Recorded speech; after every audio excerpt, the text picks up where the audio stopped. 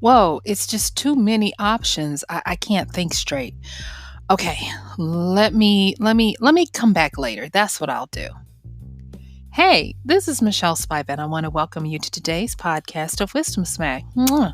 So join me, your practical priestess of wisdom, as we look at the curse of too much on the flip. I'll see you then.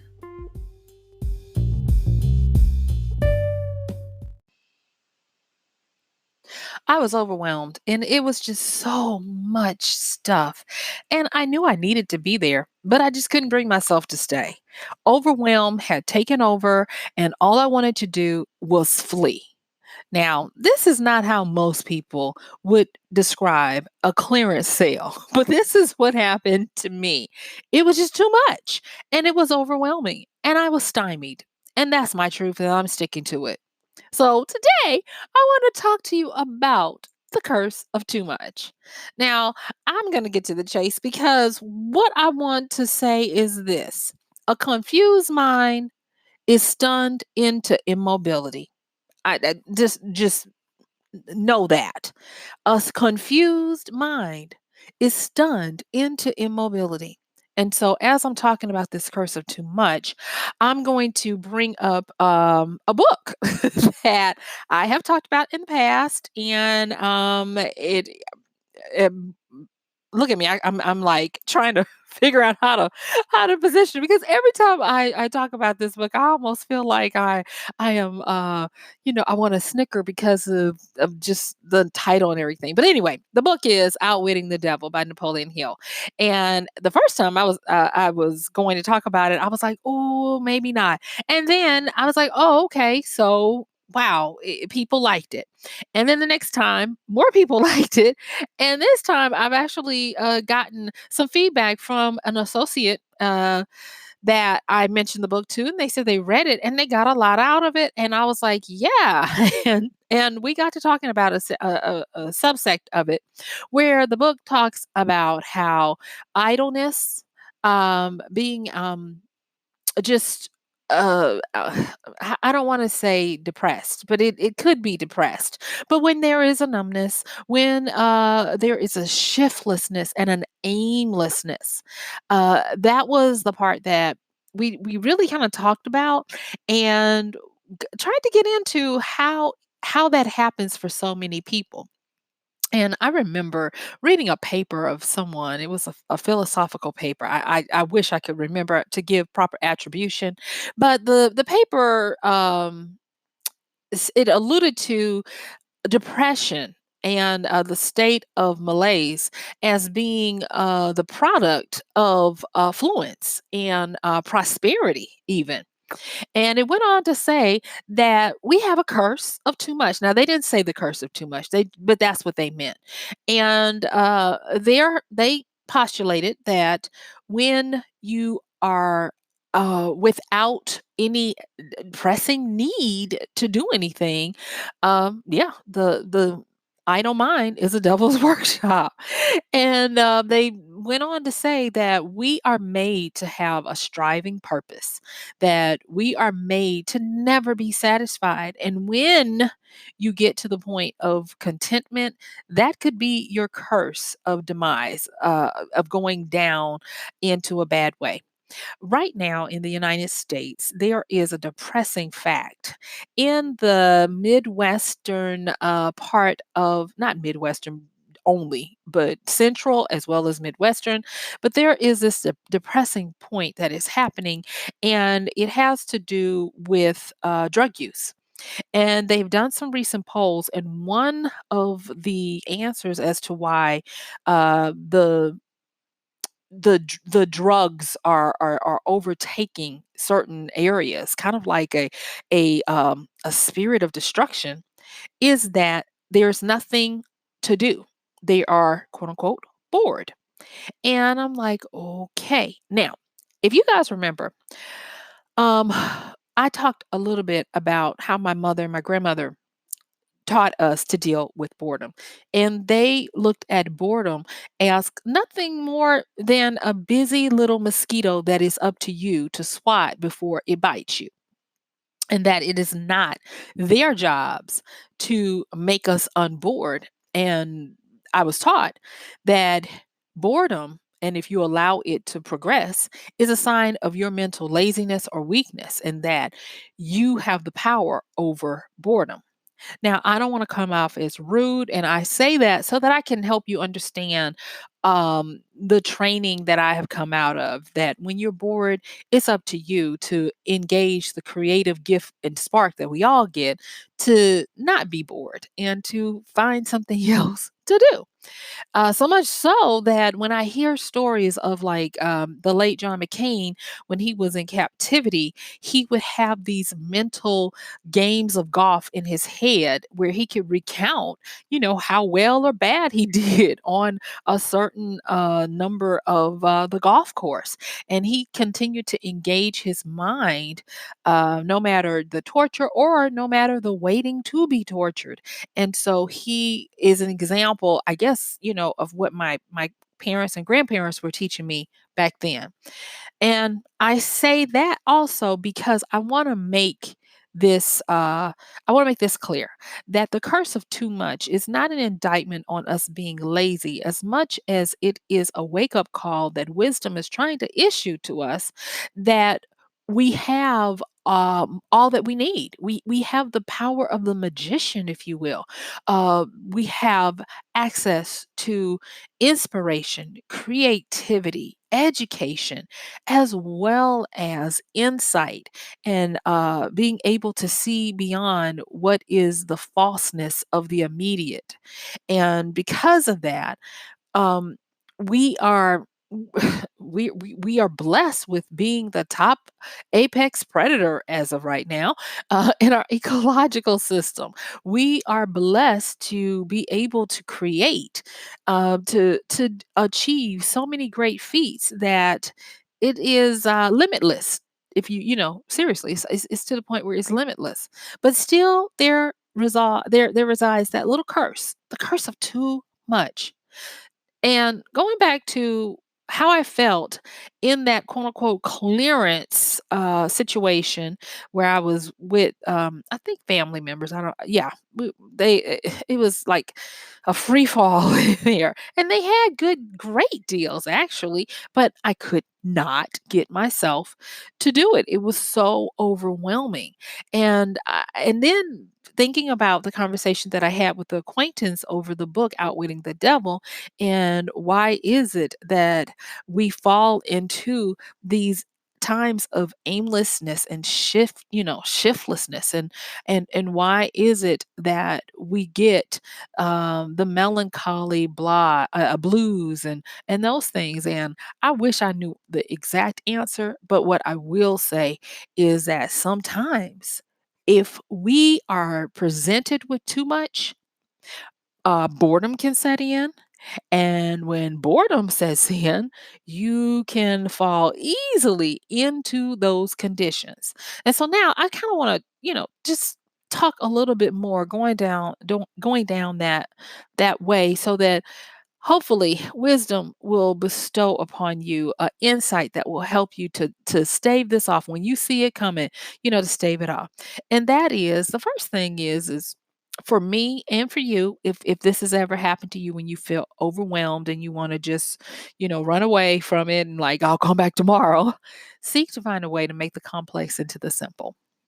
I was blessed to be able to work with with a client recently, and they had a very complex situation that they needed to work through.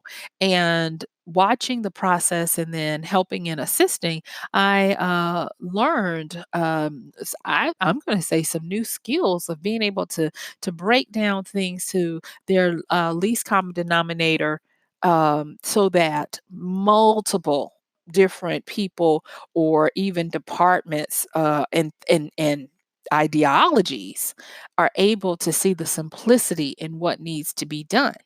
And when I started looking at that, I was like, you know what? That is something that's really applicable for anybody. That's a wisdom smack. And so I kind of want to talk about how to, turn the complex into the simple. And the first thing I want to say is that this one is very simple, but it's not simple to execute. And that is solve for one thing at a time. multitasking is really a sham when you think about it.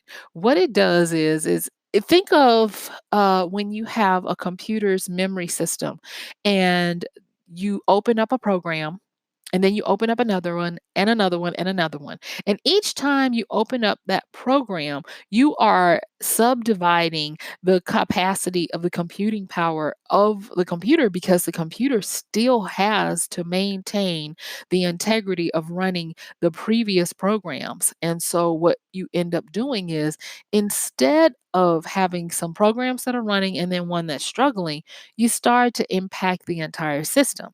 And that's the same thing that happens with us. Because when we want to solve the complex, or not want to, but when we consider solving for the complex, we want to attack the whole thing. And you can't do that. The best thing to do is, and even the computer will say, it'll say, you are working on low memory, or computing power. And it'll say, consider turning off some of the applications that are no longer in use or in need.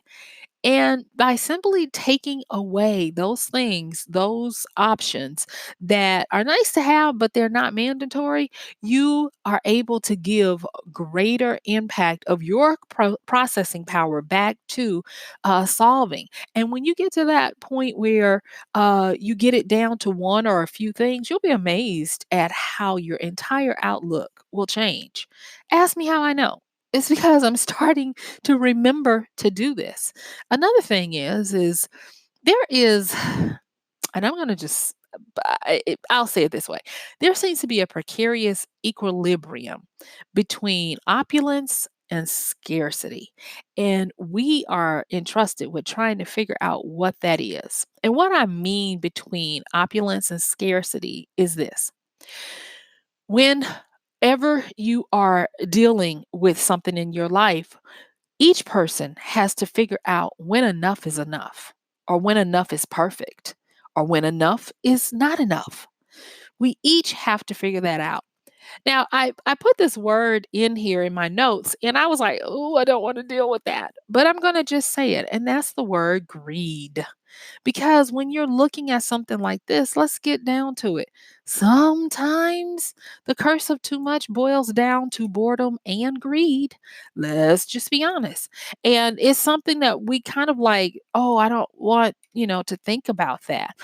But you do. You do need to. And the reason why is because there will come a time, if you are living in a Western society, where you've got to know when you've hit that optimal point for you, where to go any further would cause you to digress, or to compromise, or to fall into the throes of boredom, apathy, depression, addiction, and all those other things that don't do you any good. Um, I'm not laughing as in haha. I shouldn't be laughing, but I'm just always amazed how I hear and read and see similar testimonies of people who have overcome addiction and some types of depression. And they talk about how they had gotten the dream job, or they were doing the dream thing, and they were getting everything they wanted, and all of a sudden, either they felt this emptiness and this hole, or they needed more and more, and they couldn't stop. And before they knew it, they were out of control. And I used to think about that as something very weird. But then I had to look at this whole uh, thing we're tasked with. Um, as human beings, and I'm not mentioning the book, for you to necessarily go out and read it in context to this, but there is a book that I have mentioned before called Practical Irrationality, and it talks about the consumer mind. But that's also for us as a human mind. And this irrationality that we have, it's always seeking. That's one of the things that we are wired to do. We're also wired to solve. We're wired to stop a loop, a open loop. We have to get some closure. So those are things that we are wired to do. And when you look at how you get stuff, and if you have not either consciously decided what is enough or have it ingrained in you, like as a fail stop of when enough is enough, you can easily fall into boredom, apathy, and yes, greed. I think about how people have gone to jail for they had a lot of money, but they went to jail for trying to get a little bit more because it was just never enough. And thus their greed turned them into this, voracious monster. I don't want to say monster, but they would just go after whatever it was. There was never enough. There are even movies with I think it's Gordon Gekko with Greed and Wall Street and all this kind of stuff where people have even fictionalized this thing. Hey, we even have concepts to try to explain it called the hedonistic treadmill. Now, I usually make an assumption that people know about the hedonistic treadmill, but right now I'm going to talk a little bit about it because this goes well into the curse of too much. Now, the hedonistic treadmill can sound bad, but it also is. I call it a modus operandi. It's what drives us, what makes us who we are. Okay, so the hedonistic treadmill is this: that we are never satisfied. Yes, that once we acquire something, satiety, contentment, satisfaction, all of those things are temporary and they are made to be so because we are made to be human beings doing human things. And that is, we are constantly moving because we are the children of change. We are the children of movement. We are the children of the light and energy. If you even think about like just the basic understanding of energy, energy is always moving into and out of form, always changing. It can never be destroyed or replicated, but it is always moving. And if you are made of this energy, this light, you are programmed to always be moving, always be ready for change. And yesterday I did a podcast on when it's scary to make change, and I really want to thank you guys because you listened. And I was like, "Oh my gosh, okay." So thank you for that. But yeah, we can be made for change and yet have be afraid of it. But today we are talking about the curse of getting too much, you know. And so with this hedonistic treadmill, it's such that we get a we get something in our head that we want to achieve. We achieve it. And then it's okay, but it's and we are even satisfied with it. But then it loses its luster, it loses its gleam, its shininess for us. And then we go on to something else. I've actually had people say, Michelle, you are describing my love life. And I'm like, well, I don't have anything to do with that. Sometimes you got to know when enough is enough. But on the other hand, we are made in some regards to always have a lust in our eyes for things. And that is up to us. We have the power to decide when enough is enough, when to find the sweet spot, when to find our personal equilibrium between opulence and scarcity. In a way where we don't get complacent, we don't get aimless, shiftless, bored, and we don't turn, to addictions. We don't turn off, with depressions. We don't flee and hide from life, but that we have enough friction in our life to continue to move forward, but being grateful for what we have as well. And it's like I said, it's a real precarious position, because when you look at it, um, let's just face it, apathy and boredom very often lead to depression, to addiction, and to apathy. I mean, not, we already said apathy, but even to other things that are not so cool. You know, when questions start rising of why am I here? What am I doing this for? And those types of things. And we don't want to be there.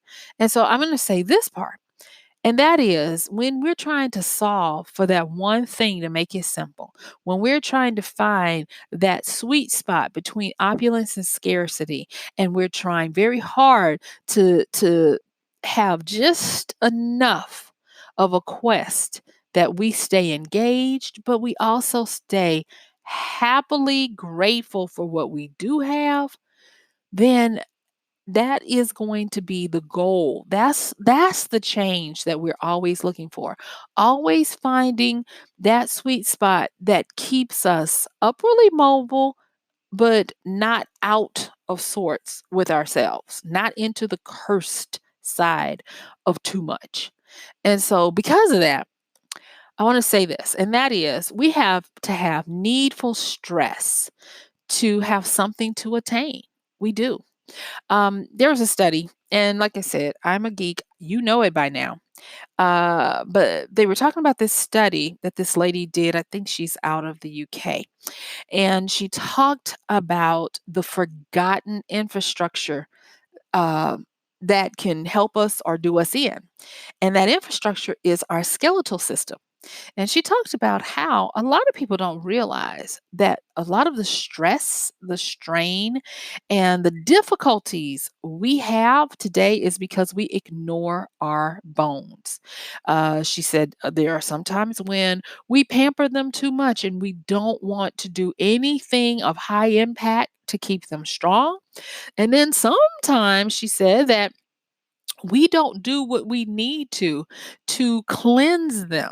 And she said, you have to remember that bones are living within our body like everything else, and that you can send stress to your bones, and your very structure can be holding all of this emotional collection of ilk, of of things that can cause, you guessed it, stress fractures and those types of things. And so what she said was, if you would want to increase the quality of your life, if you would want to get a better understanding, this is the part I liked about it and why I'm bringing it up now. She said, if you want to get a better understanding of w- of your limitations and of what you are are created to handle and to want, she said, to consciously start working on strengthening and loving your skeletal system. And I know you're like, okay, Michelle, we started talking about the curse of too much, and now you're talking about bones. Y'all bear with me. I'm gonna bring this back around, okay? All right. So what I'm saying is, y'all listen, okay? Is that when you do this, your bones, whether it be jumping rope, running, or stretching, that's another thing, stretching, eating better for a bone healthy diet, even having them checked out if you need to look at the porosity of your bones, and to just give them attention, because where attention goes, energy flows, and you start to get better and healthy when you pay attention to your skeletal structure. You're going to be amazed that your skeletal structure is going to respond in kind. And for some of you, you might find that you've been babying your bones too much, and you need to strengthen them. For some, you're going to find that you've been overtaxing them and you need to do more to help them from a less in energy or exercise impact, and more of a supplemental and conscious impact. For some people, you might need to get some collagen. For other people, you might need to walk or skip or jump or run. It varies. But with this, these bones will release a lot of the stress, and they will start to give you indicators of what you can handle. And by even just knowing what you can handle physically and even emotionally because of the stress that can be contained in your bones, you start to get to the point where you understand the power of friction. And when I say friction, like your bones respond. If you never, walk and all this kind of stuff, and then all of a sudden you get up and you want to walk or run a marathon, you're going to feel it in your muscles first. But the funny thing about that is, and I learned this through this little article, is that you think it's your muscles, but it's because your bones are not strong, and that's what a muscle attaches to. And so the bone has too much stress in it to not, so it can't properly support the muscle, and thus either you get cramps or you get knots and hamstrung and all these kind of things where you can't do what you need to do.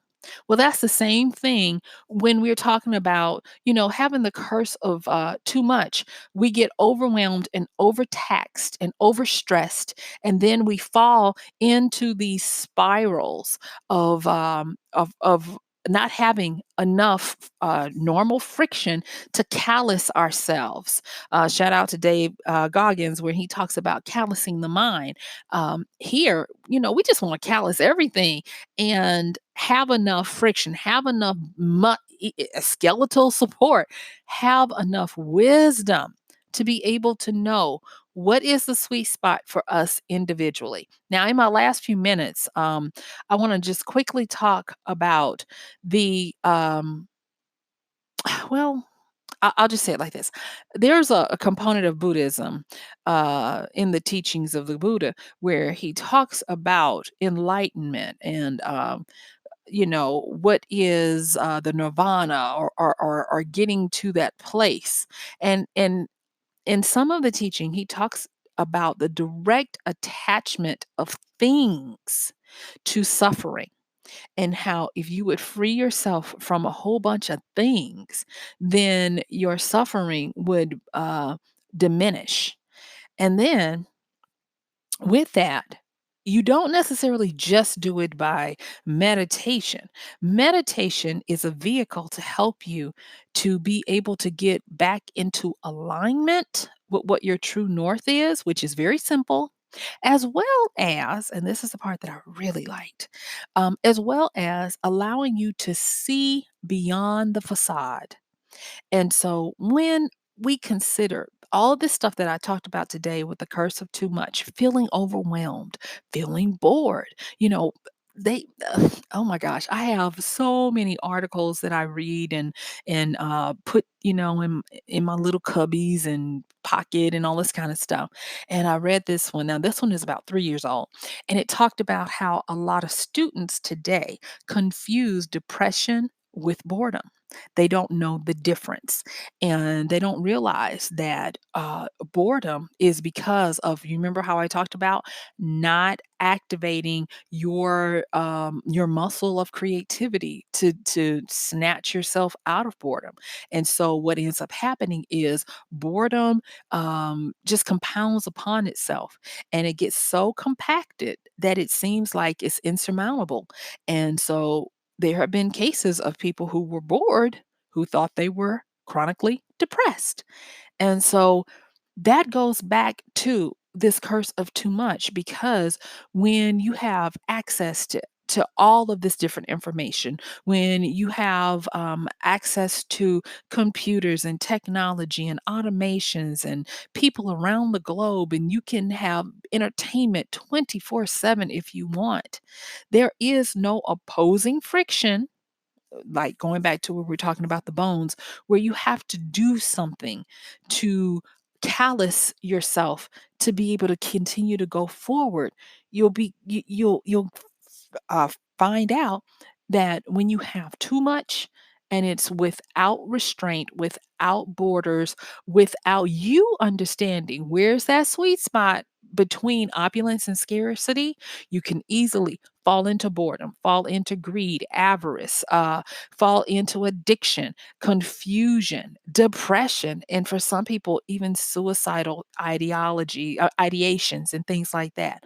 So I'm determined to put this stuff out there. And I'm probably going to speak a little bit more about this, not tomorrow, but in the time to come, because I could say a lot more. But guess what? Yeah, our time is up. So, in the few minutes I do have, I just want to encourage you. If you have been feeling things like apathy, numbness, or if you have been feeling like you have a constipation of depression, check and see if it might be boredom. And if it is, look at what it is and solve for that one thing. And as you solve for the one thing, keep taking things away until you get to the point where your operating system is able to come back online and start helping you get re energized to do something and focus on one thing at a time and live your life where you have a balance, an equilibrium. So, guess what? My time is up. I thank you for yours, and I'm going to have to see you tomorrow. Bye.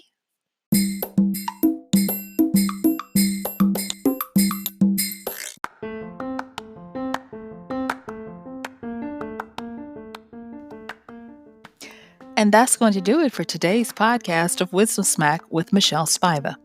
If you like this podcast, please help us get the word out. Like, comment, subscribe, and even share. And if you really like it, please help us continue to get the word out by considering using this show's link for Amazon. So when you want to go to Amazon and you do all of your general shopping, please use MichelleSpiva.com/AMZ. It's simple as that. It doesn't cost you anything extra, and this show might receive a little bit of commission that will go towards helping to further get these episodes out to you and to others. So thank you so much for listening. This has been Michelle Spiva with Wisdom Smack. Bye.